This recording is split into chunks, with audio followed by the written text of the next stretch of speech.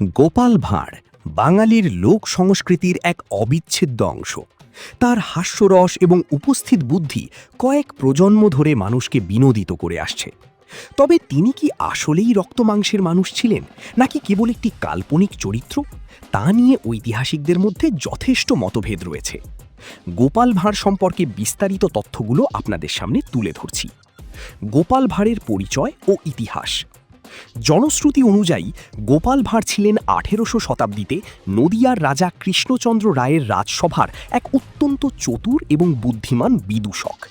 তার আসল নাম ছিল গোপালচন্দ্র প্রামাণিক। জন্মস্থান: মনে করা হয় তার জন্ম পশ্চিমবঙ্গের নদিয়া জেলার শান্তিপুরের কাছে গুপ্তিপাড়া বা বীরনগর এলাকায়। পেশা: তিনি জাতিতে নাপিত ছিলেন বলে কথিত আছে। তবে তার তীক্ষ্ণ বুদ্ধি এবং কঠিন পরিস্থিতিকে হাসির মাধ্যমে সামাল দেওয়ার ক্ষমতার কারণে রাজা কৃষ্ণচন্দ্র তাকে রাজসভার নবরত্নের অন্তর্ভুক্ত করেছিলেন। বাস্তবে কি গোপাল ভাঁড় ছিলেন? গোপাল ভাঁড়ের ঐতিহাসিক অস্তিত্ব নিয়ে গবেষকদের মধ্যে দুটি ভিন্ন মত প্রচলিত আছে। এক, ঐতিহাসিক অস্তিত্বের সপক্ষে যুক্তি।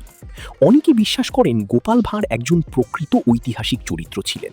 এর সমর্থনে কিছু যুক্তি হল: নদিয়া রাজবংশের ইতিহাস। নদিয়া রাজবাড়ির পুরনো নথিপত্রে রাজা কৃষ্ণচন্দ্রের রাজসভায় গোপাল নামে এক বিদূষকের উল্লেখ পাওয়ার দাবি করেন অনেকে। বংশধরদের দাবি: গুপ্তিপাড়া অঞ্চলে কিছু মানুষ নিজেদের গোপাল ভাঁড়ের বংশধর বলে দাবি করেন। সেখানে তার ভিটেমাটি এবং একটি মূর্তিও রয়েছে।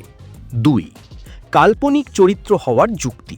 গবেষকদের মতো অধিকাংশ আধুনিক ঐতিহাসিক এবং গবেষক, যেমন নগেন্দ্রনাথ বসু বা সুকুমার সেন, মনে করেন গোপাল ভাঁড় কোনো একক ব্যক্তি নন, বরং একটি লোকগাথা বা মিথ। তাদের যুক্তিসমূহ হল: নথিভুক্ত তথ্যের অভাব। অষ্টাদশ শতাব্দীর অনেক ঐতিহাসিক দলিল বা সমসাময়িক সাহিত্যে, যেমন ভারতচন্দ্রের অন্নদামঙ্গল কাব্যে, রাজা কৃষ্ণচন্দ্রের রাজসভার বিস্তৃত বর্ণনা থাকলেও গোপাল ভাঁড় নামের কারও কোনো উল্লেখ পাওয়া যায় না। গল্পের সংমিশ্রণ: গোপাল ভাঁড়ের নামে প্রচলিত অনেক গল্প আসলে প্রাচীন বীরবল, মোল্লা নাসিরুদ্দিন বা দক্ষিণ ভারতের তেনালি রামের গল্পের সাথে হুবহু মিলে যায়। অর্থাৎ পৃথিবীর বিভিন্ন প্রান্তের বুদ্ধিদীপ্ত গল্পগুলো কালক্রমে গোপাল ভাঁড়ের চরিত্রের সঙ্গে জুড়ে দেওয়া হয়েছে। সাংস্কৃতিক প্রতীক: গবেষকদের মতে সাধারণ মানুষের দুঃখ দুর্দশার মাঝে হাসির খোরাক জোগাতে এবং অন্যায়ের বিরুদ্ধে বুদ্ধির জয় দেখাতে এই চরিত্রটি সৃষ্টি করা হয়েছে। গোপাল ভাঁড়ের চারিত্রিক বৈশিষ্ট্য: বাস্তবে তিনি থাকুন বা না থাকুন, লোককাহিনীতে তাঁকে যেভাবে চিত্রিত করা হয়েছে, তিনি স্থূলকায়, মাথায় টাক এবং পরনে ধুতি ও উত্তরীয় পরিহিত। তিনি কেবল হাসাতেনই না, বরং তার বুদ্ধির মাধ্যমে রাজাকে অনেক কঠিন রাজনৈতিক ও ব্যক্তিগত সংকটে সঠিক পরামর্শ দিতেন। তৎকালীন সামাজিক কুসংস্কার এবং ভণ্ডামির বিরুদ্ধে তিনি ছিলেন এক প্রতিবাদী কণ্ঠ।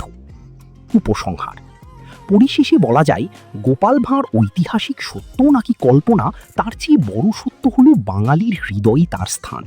তিনি বাঙালির উপস্থিত বুদ্ধির এক প্রতীক।